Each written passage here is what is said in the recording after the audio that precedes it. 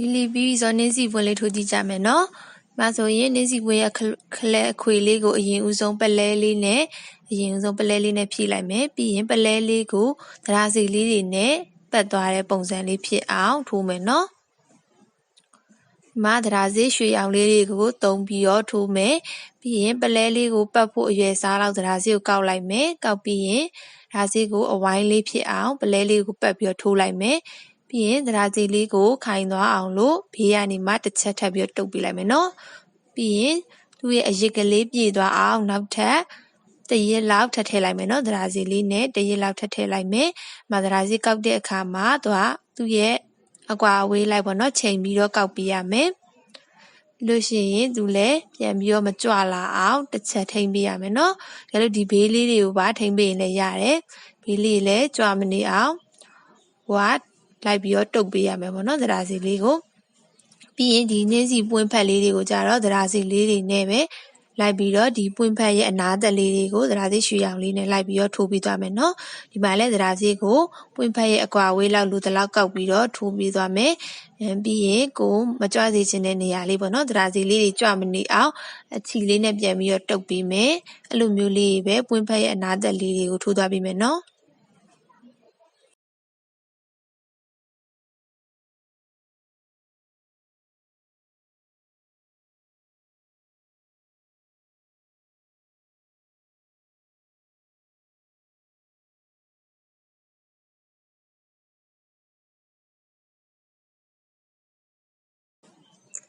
ဒီမှာဒီနှင်းစီရဲ့ပွင့်ဖက်အနားသက်လေးတွေကို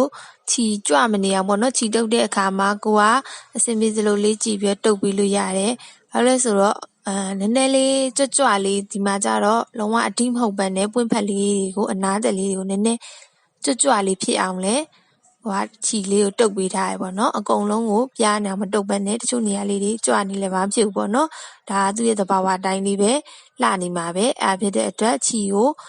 တားကြီးမတုပ်တော့ဘူးပေါ့နော်2ချက်3ချက်လောက်ပဲတုပ်ပေးလိုက်မယ်သူရဲ့ပွင့်ဖက်အနားသက်လေးတွေကိုကျန်တဲ့ပွင့်ဖက်လေးတွေကိုလည်းအဲ့လိုမျိုးလေးပဲเนาะတစ်ခုပြီးတစ်ခုပွင့်ဖက်လေးတွေကိုလိုက်ပြီးတော့ထိုးသွားပြီးရုံပဲเนาะ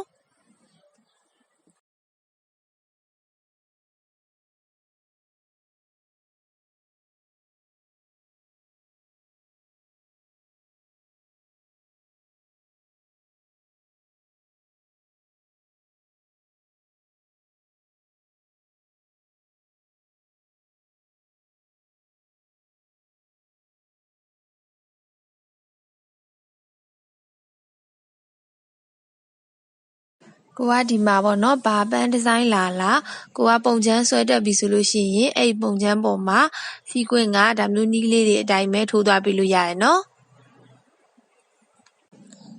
ကိုကပေါ့နော်တကယ်လို့ဒီပုံချမ်းလေးတွေကိုမဆွဲတက်ဘူးပုံချမ်းလေးတွေကိုဆွဲတင်နေဆိုလို့ရှိရင်ဒါကတော့ပုံဆွဲတင်တဲ့တက်ရမှာပေါ့နော်တကယ်လို့အဲ့လိုမျိုးလဲမတက်ချင်ဘူးဆိုလို့ရှိရင်ကြတော့ဒီ YouTube မှာကိုကပန်းဒီဇိုင်းလေးတွေရိုက်ပြီးတော့ရှာကြည့်လို့ရရနော်လီလီပန်းဆွဲနည်းဆိုလဲလီလီပန်းဆွဲနည်းအဲ့လိုမျိုးပုံချမ်းဆွဲနည်းလေးတွေ YouTube မှာတင်ပေးထားတာလေးတွေရှိရနော်အဲ့လေးတွေယူကြည့်ပြီးတော့ကိုကပုံချမ်းလေးရပြီဆိုရင်အဲ့ပေါ်ကစီးပွင့်လေးတွေကဒီမှာတင်ပေးထားတဲ့နီလန်းလေးတွေနဲ့လိုက်ပြီးတော့ထိုးကြည့်လို့ရသွားပြီနော်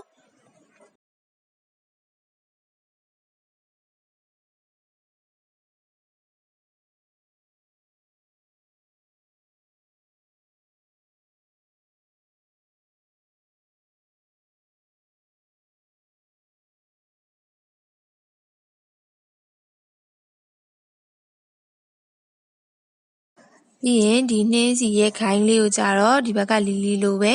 လေးပလဲအစိမ်းလေးနဲ့ပေါ့နော်အတန်းလေးထိုးသွားပေးလိုက်မယ်ပြီးရင်သူ့ရဲ့ခိုင်းလေးတွေကိုအရွက်ရဲ့ဒီခိုင်းလေးတွေလည်းလေးပလဲလေးနဲ့ပဲဖြည့်ပေးလိုက်မယ်နော်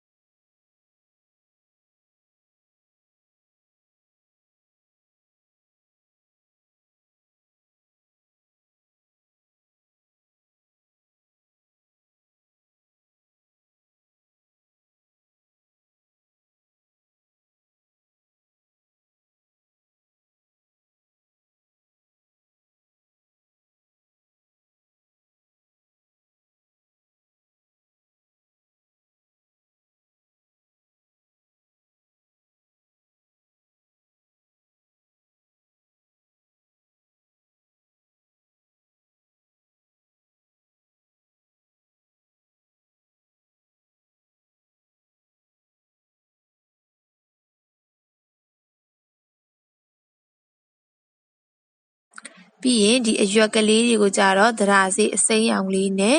အရွက်ကလေးတွေကိုလိုက်ပြီးတော့အတန်းဖြည့်နည်းလေးနဲ့ပဲပေါ့နော်ဖြည့်သွားပြီမယ်နော်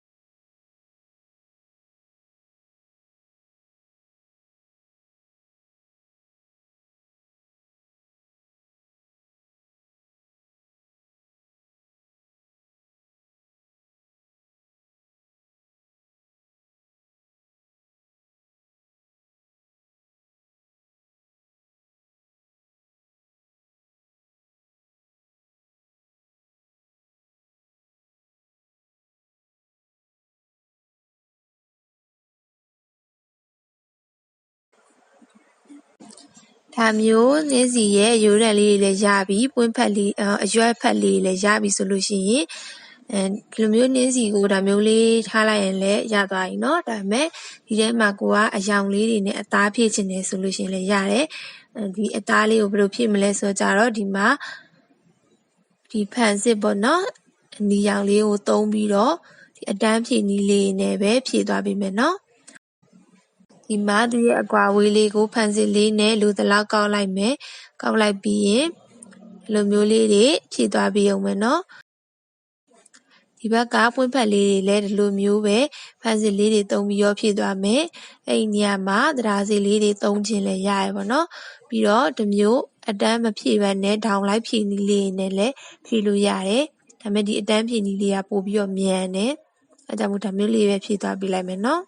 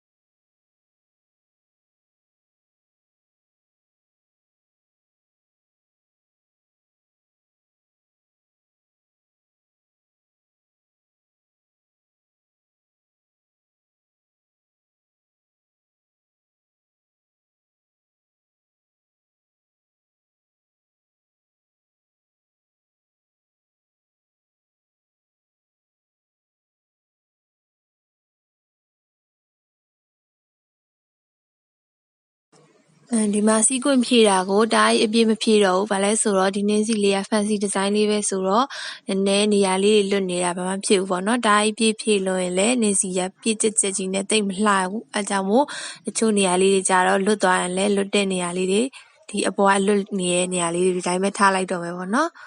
ပြီးရင်ဒီနှင်းစီလေးတွေကဒါမျိုးနှင်းစီလေးတွေကိုဒီကိုယ့်ရဲ့အစမှာအပြည့်ပဲထိုးပြီးတော့ဝတ်တာပဲဖြစ်ဖြစ်ပေါ့နော်။ဘဝတွေမှာအပြည့်ပဲထိုးတာပဲဖြစ်ဖြစ်ဒီနှင်းစီလေးတွေကိုပွားပြီးတော့